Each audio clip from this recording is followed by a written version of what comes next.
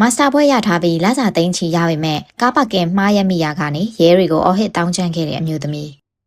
ပြဿနာတိုင်းကိုဖြေရှင်းနိုင်ပေမဲ့အခုပြဿနာကိုတော့မရှင်းနိုင်ဘူးဆိုပြီးစိတ်လွတ်လက်လွတ်ပောက်ကွဲခဲ့ထိုင်းနိုင်ငံစုခွန်ပစ်လမ်းမပေါ်မှာကားပါကင်မှားရမိရာကနေရဲတပ်ဖွဲ့ကိုစိတ်လွတ်ကိုလို့အော်ဟစ်တောင်းချမ်းခဲ့တဲ့အမျိုးသမီးတဦးရဲ့ဗီဒီယိုဟာထိုင်းလူမှုကွန်ရက်မှာပြန့်နှံ့နေပါတယ်ဒီဖြစ်စဉ်ကအမျိုးသမီးတဦးဟာထမင်းစားဖို့ကားရက်ခဲ့ပေမဲ့ရက်ခွင့်မပြုတဲ့နေရာဖြစ်နေလို့ရဲကလာရောက်တားဆီးခဲ့ပါတယ်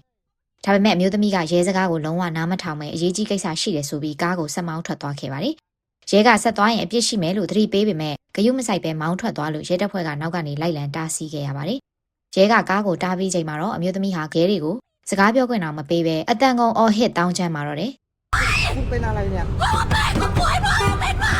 သူမက